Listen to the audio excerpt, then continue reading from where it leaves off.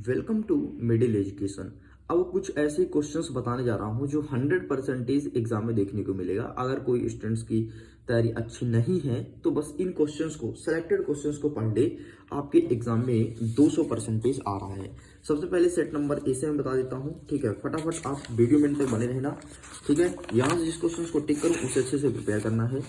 ध्यान से देखिए, प्रश्न क्रमांक 7, बांगर और खादर के बीच में अंतर क्या है? 100% एग्जाम में आ रहा है, ये आपको देखना है। मृदा अपरदन के दो प्रमुख कारण 100% एग्जाम में आएगा, ये देखना है आपको। जायद फसलें किसे कहते हैं? वही फसलें जो गर्मी की ऋतु में बोई जाती है उसे जायद फसलें कहते हैं, ये एग्जाम में देखने को मिलेगा, ठीक है। भारत में कृषि आधारित उद्योग कौन कौन से हैं, ये एग्जाम में देखने को मिल रहा है, ठीक है। इन सारे क्वेश्चन को अच्छे से प्रिपेयर करना है। चलिए साइड करते नेक्स्ट देखते हैं। प्राथमिक, द्वितीयक और तृतीयक क्षेत्र के एक एक एग्जाम्पल, ये आपको अच्छे से देखना है, ठीक है। 100% एग्जाम में आ रहा है। तो प्राथमिक क्षेत्र में आपका क्या आ जाएगा? कृषि आ जाएगा। द्वितीयक में उद्योग और तृतीयक में सेवा क्षेत्र। तो कृषि में आप लिख दो मत्स्य पालन, और द्वितीयक उद्योग में चीनी उद्योग लिख लो, और तृतीयक क्षेत्र सेवा में संचार लिख दो। बात खत्म। स्वर्णिम चतुर्भुज महाराजमार्ग क्या है? 100% एग्जाम में आ रहा है। तो सिंपल सा, भारत देश के 4 बड़े महानगर को जोड़ना। ऊपर आपका दिल्ली हो गया उत्तर में, ठीक है। दक्षिण में आपका चेन्नई हो गया, पूर्व में आपका कलकत्ता, और पश्चिम में आपका हो गया गुजरात, ठीक है। इसको जोड़ना, सॉरी मुंबई, इनको जोड़ना, ये कहलाएगा स्वर्णिम चतुर्भुज योजना, ठीक है। और इसी के बीच में 2 कॉरिडोर बनाया गया है। एक कॉरिडोर आपका उत्तर से लेकर दक्षिण तक है, मतलब जम्मू कश्मीर से लेकर के कन्याकुमारी तक है, और दूसरा आपका पूर्व से लेकर पश्चिम तक है, मतलब असम के सिलचर से लेकर गुजरात तक है, ठीक। ये एग्जाम में आ रहा है। और नेक्स्ट आएगा कि जूट को सुनहरा रेशा क्यों कहा जाता है? 100% एग्जाम में देखने को मिल रहा है, ठीक है। तो सिंपल सा, क्योंकि जूट का रंग होता है गोल्डन, इसलिए इसे सुनहरा रेशा कहा जाता है। चलिए साइड करते हैं, नेक्स्ट देख लेते हैं। नेक्स्ट आएगा आपका 16 नंबर की वर्ष 1991 की पूर्व भारतीय विदेश व्यापार नीति क्या थी? 100% आ रहे हैं क्वेश्चन, सिलेक्टेड क्वेश्चन है, ठीक है। किन उद्योगों पर वैश्वीकरण का बुरा प्रभाव पड़ा, ये एग्जाम में आएगा, ठीक है। नेक्स्ट आपको देखना है कि वन्य प्राणी संरक्षण क्यों आवश्यक है, ठीक है, ये एग्जाम में आ रहा है। चलिए जैव विविधता क्या है, ये मानव के लिए क्यों महत्वपूर्ण है, ये एग्जाम में 200% देखने को मिलेगा। साइड करते हैं, नेक्स्ट देख लेते हैं। बाकी यहाँ से कोई क्वेश्चन ऐसा नहीं है जो बहुत ज़्यादा इंपॉर्टेंट हो। ये सभी ने अवज्ञा आंदोलन, इसे अच्छे से प्रिपेयर कर लेना, ठीक है। और आपको अंतिम दल व्यवस्था क्या है, इस क्वेश्चन को अच्छे से प्रिपेयर करना है, ठीक। इतना क्वेश्चन चांस हो गया आपके इस चैप्टर से। उम्मीद करता हूँ सबका स्क्रीनशॉट ले लिए होंगे, ठीक है। अब देखते हैं आपके जो हमारे सेट नंबर बी पेपर है वहाँ से कौन कौन से क्वेश्चन आएंगे, ठीक है। इसको फटाफट टिक कर लेना, बस जिस क्वेश्चन को टिक कर दूँ पढ़ के चले जाना, बस लास्ट मोमेंट में वही कर लो, ठीक है। हाँ, पहाड़ी क्षेत्र में मृदा अपरदन के रोकथाम के उपाय 100% एग्जाम में आएगा। आरक्षित वन और रक्षित वन किसे कहते हैं? 100% आ रहा है। अभ्यारण्य और राष्ट्रीय उद्यान 100% एग्जाम में देखने को मिलेगा, ठीक है।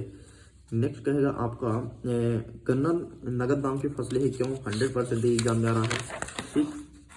चलिए अंतिम में देखते हैं। और राष्ट्रीय आय किसे कहते हैं? 200% आएगा, ठीक है। राष्ट्रीय विकास आपके एग्जाम नहीं आएगा, सॉरी राष्ट्रीय आय बस आ रहा है, ठीक है। नेक्स्ट आपका गठबंधन सरकार से क्या तात्पर्य है, ये एग्जाम में आ रहा है, ठीक है। चलिए एक और आपको देखना है कि बैंकिंग तथा गैर बैंकिंग वित्तीय में मुख्य अंतर, ठीक, एग्जाम में आ रहा है। चलिए नेक्स्ट बाकी यहाँ से कुछ नहीं आएगा, ठीक है। सरदार सरोवर बांध की महत्व विशेषता ये एग्जाम में देखने को मिलेगा, ठीक है। चलिए और देख लेते हैं। जलियांवाला बाग हत्याकांड पर टिप्पणी 100% आ रहा है, ठीक है। लौह की 4 पेटियां, जल प्रदूषण नियंत्रण के उपाय, बस इतना आपको यहाँ से प्रिपेयर करना है। ये हो गया आपका सेट नंबर बी, ठीक है। यहाँ से कंप्लीट हो गया। नेक्स्ट हम देख लेते हैं set number C. Set number C से कौन से क्वेश्चन आएंगे, इसको जल्दी देख लीजिए। सेट नंबर सी से आएगा भारत में पाई जाने वाली मिट्टी, ठीक है। कौन कौन सी मिट्टी पाई जाती है? मृदा अपरदन, ठीक है। रबी और खरीफ की फसलों का नाम बताइए, फिर डिफरेंस अंतर पूछा जाएगा। नगद और व्यापारिक फसलों से क्या आशय है, ठीक है। नेक्स्ट यहाँ से कुछ बाकी नहीं आएगा, छोड़ दो, ठीक। राष्ट्रीय पार्टी किसे कहती है, ये एग्जाम में आएगा। दल बदल क्या है, ये एग्जाम में देखने को मिलेगा, ठीक है। नेक्स्ट कॉर्न लॉ 100% कर लेना भाई, भुट्टे पर कानून, ठीक है। प्रथम विश्व युद्ध के मित्र राष्ट्र और सहयोगी राष्ट्र, या फिर ऐसा आएगा मित्र राष्ट्र और ध्रुव राष्ट्र का नाम बताओ, ठीक है। और द्वितीय विश्व युद्ध के मित्र और ध्रुव राष्ट्र, यहाँ पे क्वेश्चन लिखा हूँ भाई, दोनों में से एक क्वेश्चन आ रहा है, ठीक है, ये श्योर है। चलिए आगे देख लेते हैं। यहाँ से ऐसा कोई खास क्वेश्चन नहीं है। हाँ, प्रारंभिक जीविका निर्वहन कृषि, ये एग्जाम में देखने को मिलेगा, ठीक है।